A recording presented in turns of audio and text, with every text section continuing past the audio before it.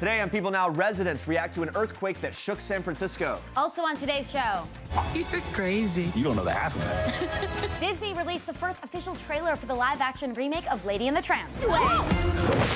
Laura Marano and Greg Sulkin are here with their new Christmas movie. Plus, from Donnie Wahlberg and Jenny McCarthy to Wilmer Valderrama, we're going inside some amazing Hollywood homes. It is all today, live on People Now. Let's go.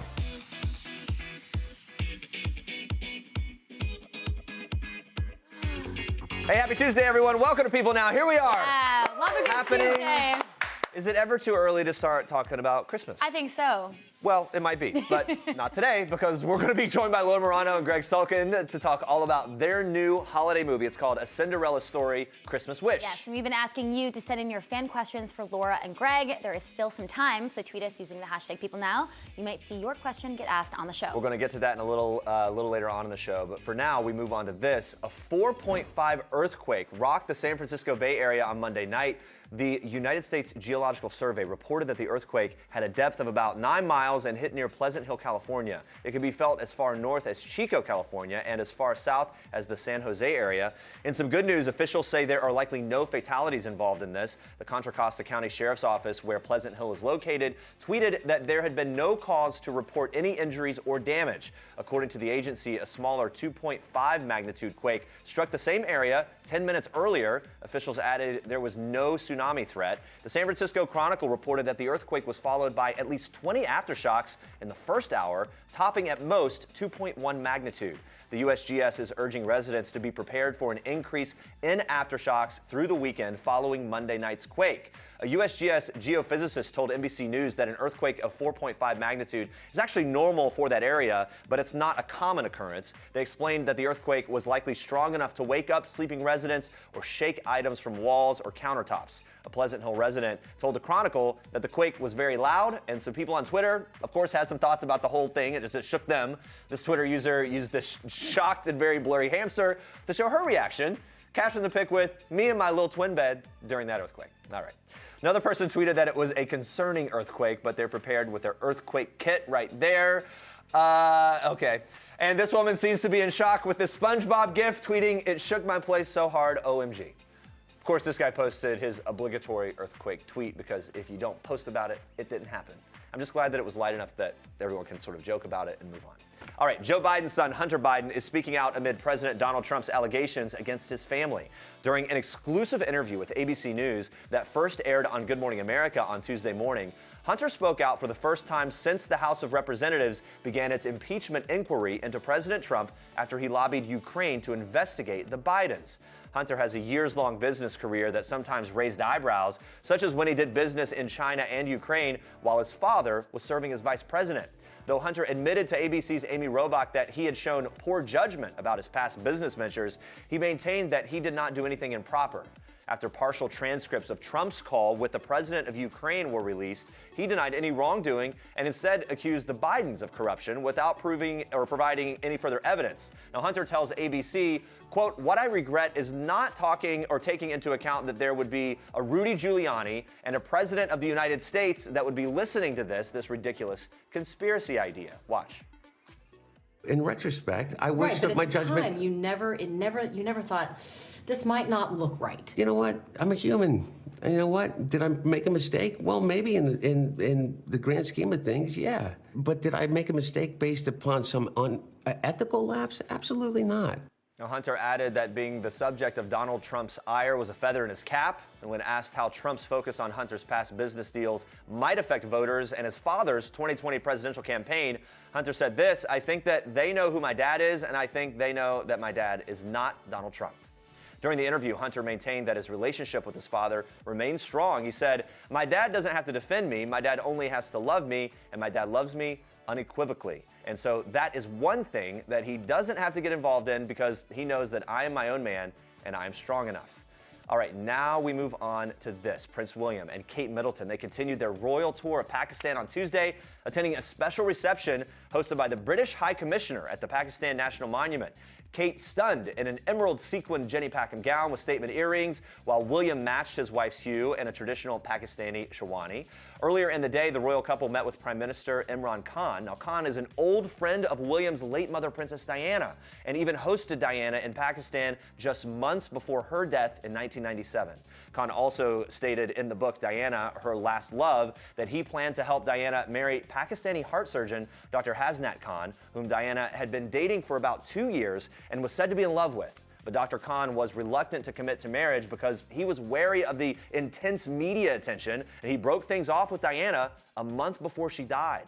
For Tuesday's meeting, Kate wore an emerald green tunic by Catherine Walker over cream pants. As predicted, she's been wearing a lot of green in honor of the color of Pakistan's flag. Our People fashion teams have been on the beat there. In one nostalgic moment, William reminded Khan that during their first meeting, when William was very young, the former cricketer actually predicted that he would become Prime Minister of Pakistan one day.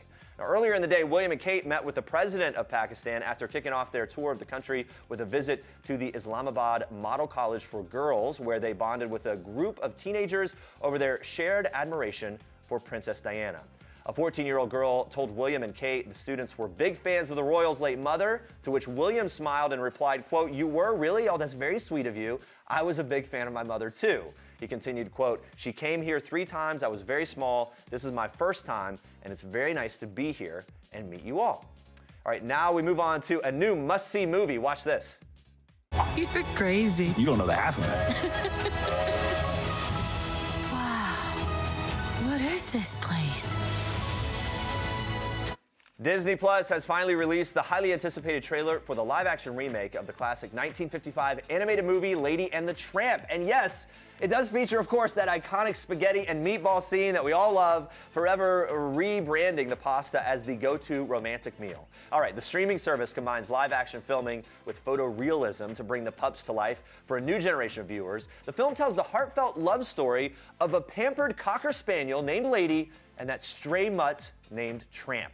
The unlikely duo embark on an unexpected and romantic journey together after Lady is forced out of her home when a new baby arrives. And during their adventure, Lady and the Tramp fall in love over that plate of spaghetti and meatballs, and along the way, they teach each other about the importance of home and family. And get this, the dogs in the film are actual rescue dogs, it turns out. Tramp, voiced by Justin Theroux, is played by a 2-year-old terrier mix from Arizona named Monty.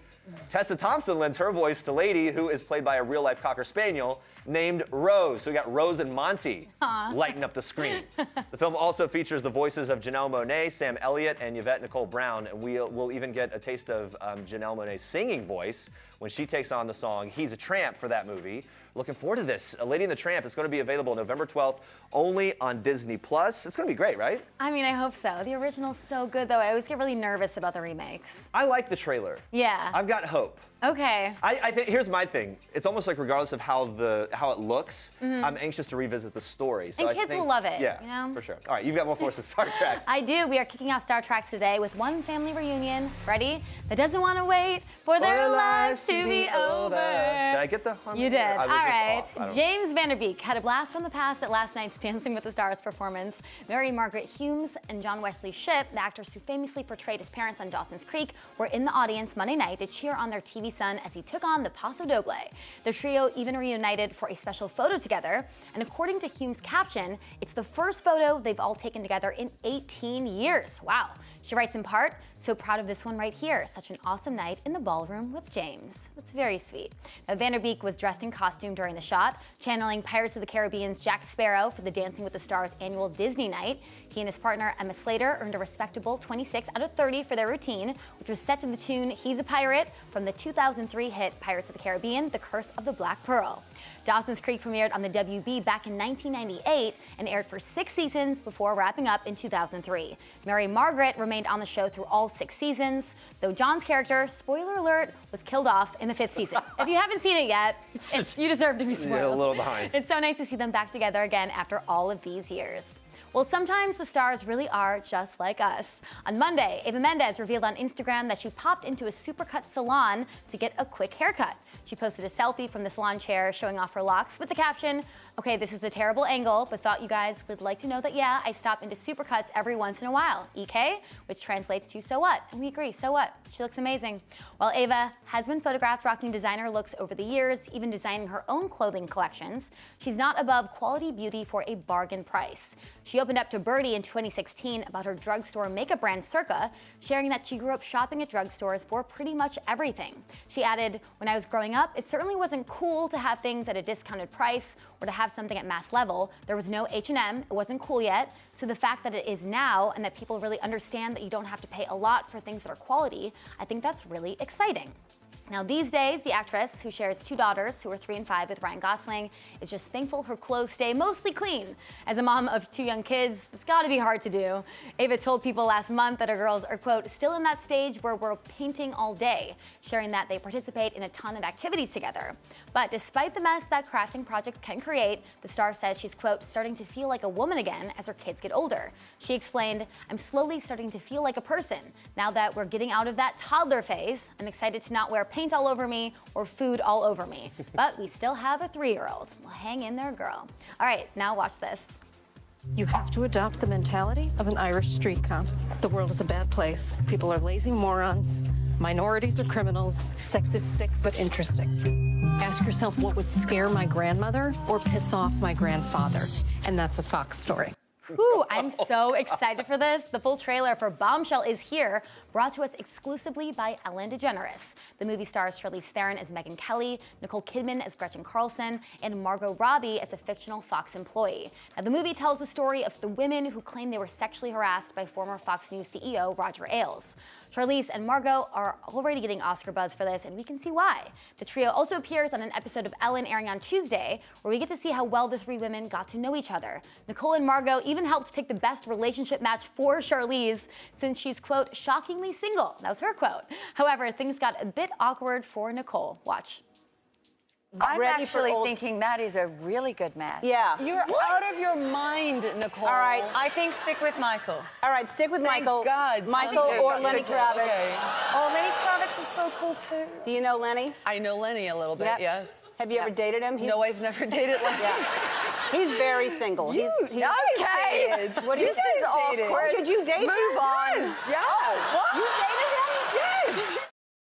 The J. Roach-directed drama was screened for the first time in Los Angeles on Sunday, and critics are already praising both the film and its leading ladies. Critics said the film itself portrayed the difficult and complicated story well, with one journalist for Variety writing, I did not expect Bombshell to gut punch me the way that it did. Maybe that was naive of me. So many moments that women will nod in recognition with, such an incisive portrait of the way you have to navigate predators with power. Sounds like such a good movie, and Bombshell hits theaters December 20th. Those are your Star Treks for today. All right, stay with us. We're taking a peek inside the homes of Hollywood stars like Jenny McCarthy, Wilmer Valderrama, and many more. Plus, we're getting in the holiday spirit with Laura Marano and Greg Sulkin, stars of the new movie A Cinderella Story Christmas Wish. Stick around for that. All right, actress Nikki Reed was one of many women who came together for the first annual Shape Women Run the World event earlier this month. The event covered topics like breaking barriers, leaning into wellness and self-care strategies, and the energy at the event was electric. Yeah, those topics have become more important than ever for Nikki, who shares a 2-year-old daughter, Bodhi Soleil, with her husband, actor Ian Somerhalder. And Nikki opened up on Instagram earlier this year about balancing work and nursing Bodhi, writing in part, nursing and working usually happen all at once. Multitasking is the key to being a working mom, right? She went on to add, today I am reminding myself to slow down and separate the two. Today, working and bonding are going to have their own time, so I can try my hardest to soak up every moment and smile at every detail. So when we asked Nikki exactly how she juggles all of her roles and responsibilities, she shared her top tip for other busy moms in the same boat. Right now I have multiple jobs, one of them being a mother, which is my favorite job in the world. I think the most empowering thing you can tell yourself as a mom and as a woman and a business owner is that it's okay to take 5 minutes for yourself and figure out what that thing is that makes you feel good and like set aside the guilt, whether that's like taking a bath or just like going for a little walk or having that moment with yourself. It's okay to do that. Yeah, it's nice to hear from her and also how she's finding balance, because that's a lot to juggle. Absolutely. All right, let's talk about Rihanna. She is coming to the defense of writer Abby Aguirre, who penned her latest Vogue cover story.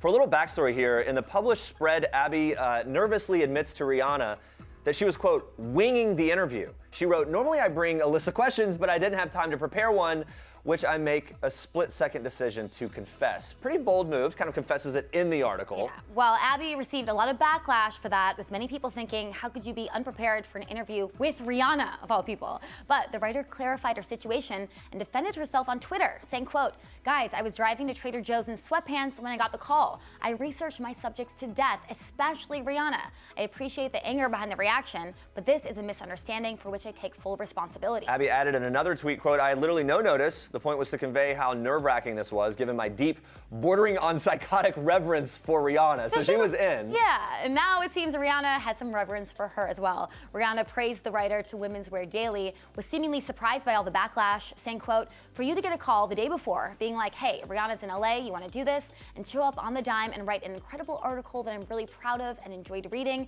she's badass for that.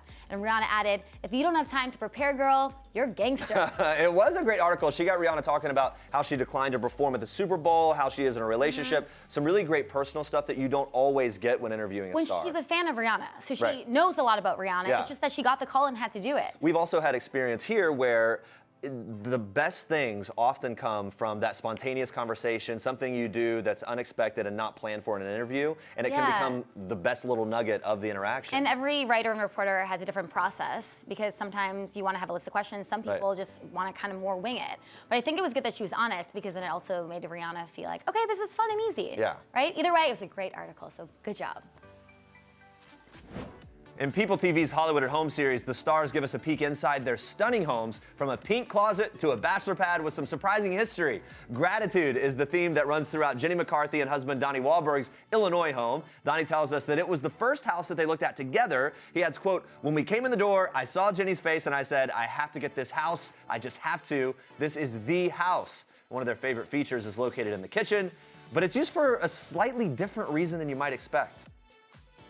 This butcher block is actually it's a cuddle block. You see, we use it for cuddling and nuzzling and smooching and making a mess with various food products. But seriously, and I can't really take any credit. I could take a little bit of credit for the other rooms for buying some furniture pieces, but John Wolfe's design was the one that did all of this. I have to give him credit. Yeah, John's amazing. Wow, steamy stuff look going out. on there. Food everywhere. All right. All right, now we move on to Chloe Bennett, who recently stopped by People Now, and she was amazing, a lot of fun. After showing us everything from her $200, quote, diarrhea-colored couch to her knick-knack room, Chloe tells us she would probably describe her home style as California cool grandma. The 27-year-old actress lives in an amazing Hollywood bungalow, and we are in awe over her fabulous loft-turned-walk-in closet. Watch. This is my closet. Pretty casual. I didn't ever really intend on this being this way, but I just ended up getting, everything else was overflowing, so I was like, well, gotta make this whole space my closet. Also, I built it around the idea that I hate a vanity. I can't sit and do my makeup while sitting up, so I always usually just plop on the ground, glass of wine, and just throw everything on the ground and do everything here. These chandeliers, these are the two of a kind, they're the only ones, and they're from France. And I played a character on a show called Agents of S.H.I.E.L.D. And I play a character called Daisy, and there's daisies. This chandelier is covered with crystal daisies, so I thought that was a fun nod to the show. All right, Wilmer Valderrama's home was previously owned by martial arts TV star Chuck Norris. He doesn't sleep, he waits. Chuck, not Wilmer. Wilmer initially toured the actor's home because he was a curious fan, but he ended up falling in love with the property, except for the salmon-colored carpets and the decades-old decor. But now Wilmer has redesigned the space to suit him, filled it with things that he loves, like an oversized kitchen island. I wanted to have a breakfast area so I can have like a breakfast bar. I wanted enough room in the middle so I can create a little breakfast buffet or lunch buffet or afternoon buffet somehow. And I wanted enough room for, a working station. So if I'm chefing here, or if I have a chef or somebody working out and whipping things, we can still create a conversation. We can serve right in front of you. And I felt like that was kind of a cool thing. Such a cool vibe, too. Wilmer says he sees a future in this house and that it could even be a place where he could someday raise kids. Do you have a favorite of these houses, Jeremy? Wilmer's looked great. I like the tones Chloe's. of it. Yeah, Chloe's was really Those cool, too. chandeliers, the walk-in closet, which is bigger than my apartment. And then Donnie and Jenny's block counter. I know, a lot goes down there. All right, remember, you can watch more Hollywood at Home specials on PeopleTV. All right, now watch this.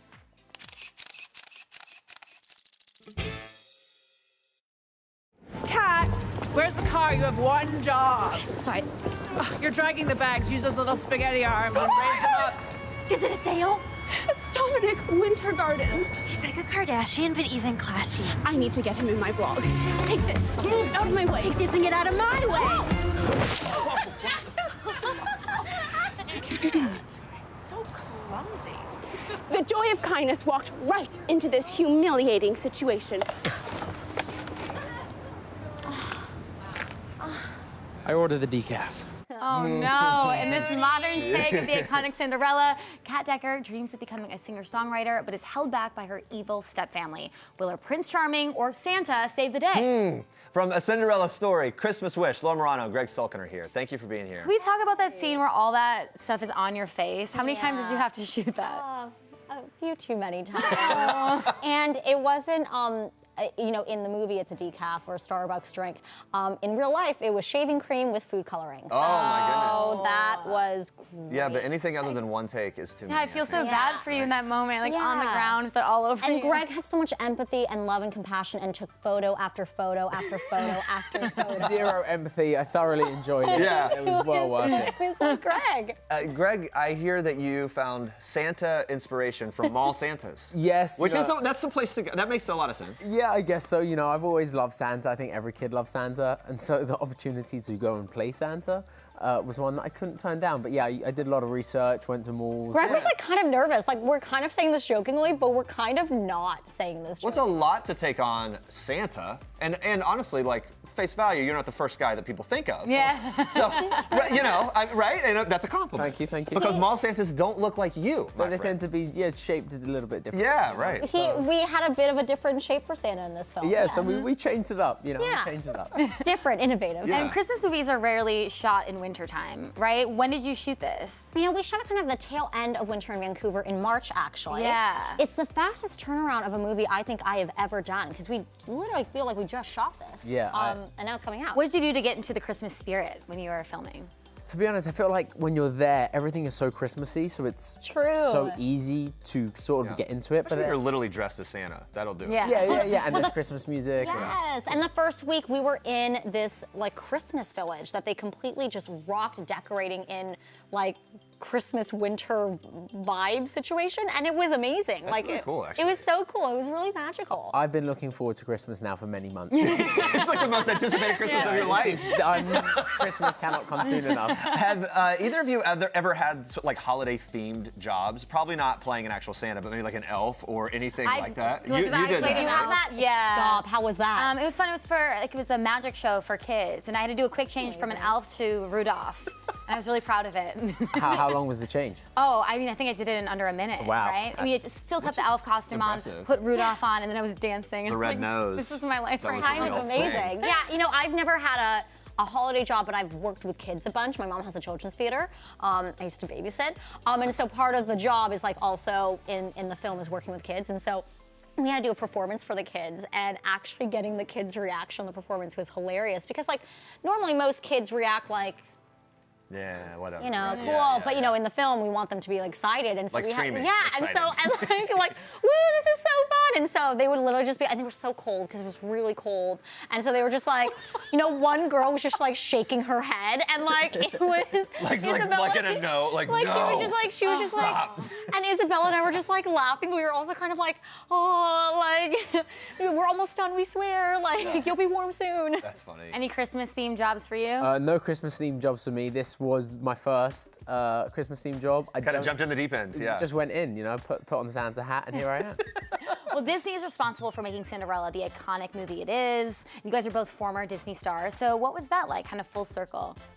Well, so I started my career, my American career, I like to say, when I was 17. So I've now been working for the Disney brand for a quick minute.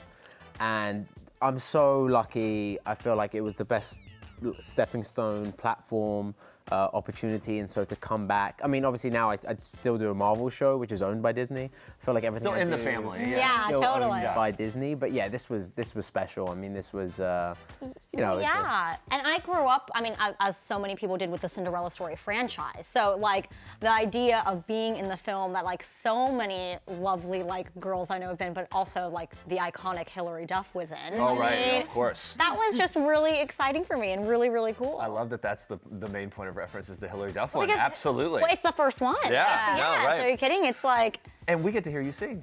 yes, which is so fun. How involved in the writing were you, or was it something that was just kind of It was, given, well, or- everything happened so Yeah. quick. I mean, seriously, I think, found out we were totally officially doing it like last week of February and then like flew. Yeah. And so I had to record the music beforehand and like the writers were just awesome and it was just such a fun experience, but it was so quick that after we filmed the movie, we were like, okay, well, can we do a better job? Can we rock it out? You know, re-record and yeah. Well, yeah, like certain parts. And so I had to dub my singing voice To your, to my acting performance voice. which It is was next level challenging. I so would think, right? challenging.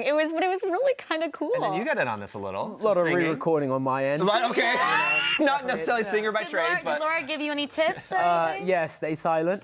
That was not a tip let I someone else gave. dub their voice over your lips. No, Was that No, a but tip? you were such a good, like, he hasn't danced and like he doesn't have a musical background and he was so good. That's like what you say to rocked someone who's it. terrible, you No, know? I have a feeling you were able to pull it No, off. he killed it. You were just adorable in our duet. You just look adorable. Yeah, to be fair, like we did have a lot of fun with it, and I think once you commit, like obviously Laura's trained and from a very musical background, and so it was so easy for her. I was like sweating. The director would come in and give us a note. I'd be like, yeah. I had no clue how to do that. But I think once you commit and once you give it your all, and once you sort of like let go, you have so much fun. Do you think that could be really awkward though, right? Especially with you get to know the crew and stuff, and it's acknowledged that it's like not your first thing. Like okay, I don't normally sing, but here I go. It's like everybody out of the room. I want to do this alone first. That's how I would. Well, they expect you to be very, very good, hence why you got the job. So like I turn up and they're like, No, you were great. But Greg's character isn't necessarily supposed to be like a musical person. He's like you find out, I don't want to spoil it, but you find out he likes music managing, but he's not necessarily like that musical. He just has this one song that So not as much pressure. together. Yeah. Yes. Well, Santa has a ho ho ho, and that's kind of his song. Yeah. That's it. By the way, I mean Greg worked on that ho ho ho. I was going to say that took some practice. That's a whole other story. Did it? Wait, can we get a ho ho ho? I mean, yeah, I like to save it for the cameras, you know, like. Well, the cameras are on the right film now. cameras, very different. Yeah. I like that his breath really just But here escalated. we go. But yeah, I was very worried. You know, it's like Santa's iconic, and so you need to make sure that you do Santa justice. Is it like a deep guttural? It changed. I got some notes from Laura. She gave me a few, you know. I actually have the best video that I feel like I need to post soon of Greg doing his ho ho ho and then coughing in the middle of it. So he's like, oh. You know, Gotta work it out. Yeah, you need to figure out where in the mouth you're going to deliver it from. Okay. All right. I can tell we're not going to yeah, get it. I know, but we're not going to get You'll it. see it in the film. We're really hopeful. You guys both have a lot of other things going on. You just dropped a new music video for your song EOU, which is tennis themed. What was the inspiration behind this? You know, for whatever reason, I really wanted to have this video be about tennis. Like every time I imagine a music video for the song, it sounds very strange, but I imagine tennis. So I've had this idea for a really long time. You know, timing just didn't work out for me to actually I went to film a Cinderella story around the same time that I released the song. So I didn't have time to make a music video and kind of an appropriate time frame of when you release a song. But I really wanted to do it. I got the opportunity, and so we made it. It's definitely kind of a different side of me, which is kind of always cool to show. And it's so fun. I just think you have fun doing everything you do. Yeah, I do. Honestly, I don't know if it's real or not, but you pull off that look. No, Everyone thinks you're having fun at all Well, times. thank you. I'm lucky. I like get to do what I love, which is awesome. It's a lot of work, but it's fun. Great technique there, by the way. You know what? Yeah, are you big into tennis? No, okay, I will say, Very good. I'm not good at tennis, so I'm not sure why I came up with this concept. And if you watch shocked to find that out. if you watch guys, I really appreciate your positivity here. I mean, there's a lot of confidence going on here. It worked for the video. No, I am like horrified when I actually watch the technique because it's pretty bad. That's good. Well, It's you know, like just do another one. Yeah. Keep working on that. While you do, let's talk about Runaways. Season 3, Marvel's Runaways, hits Hulu in a couple months. What can you tease?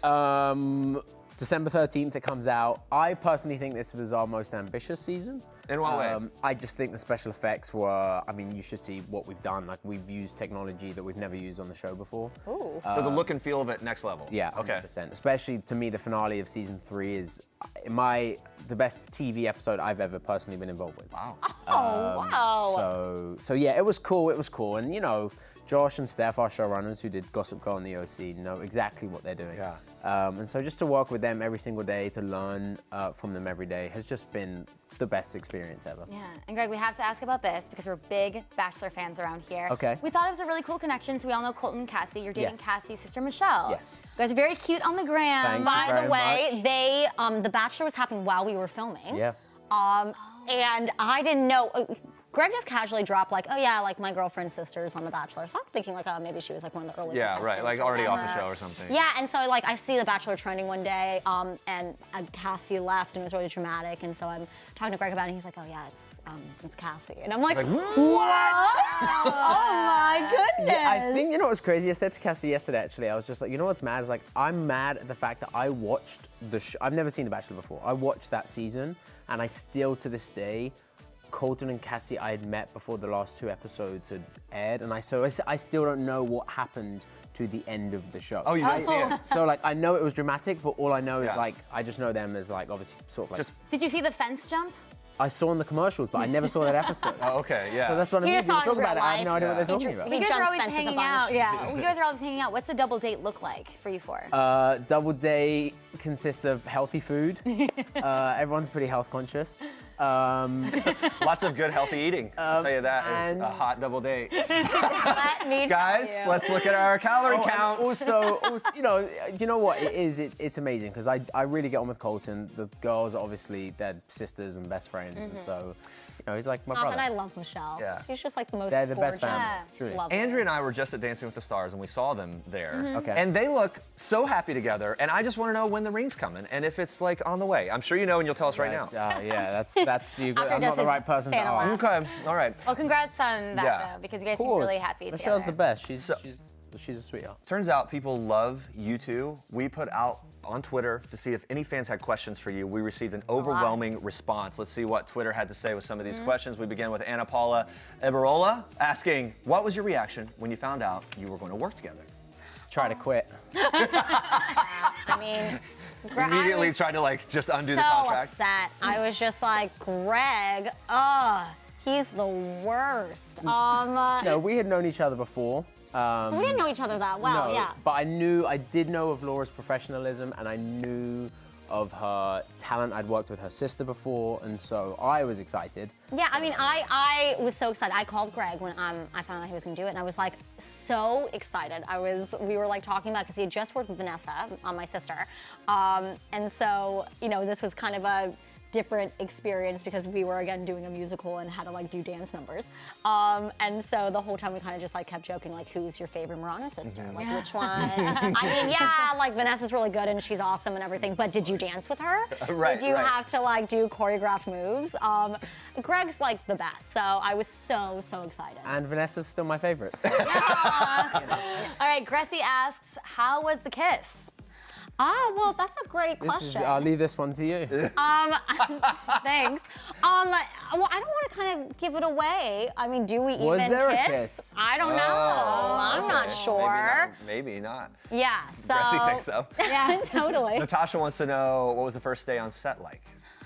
Ooh, well, first of all, I'm loving all the people who ask the questions. I love all of them. I like see familiar usernames, and I'm just like, Oh, you yeah. guys rock. Yes.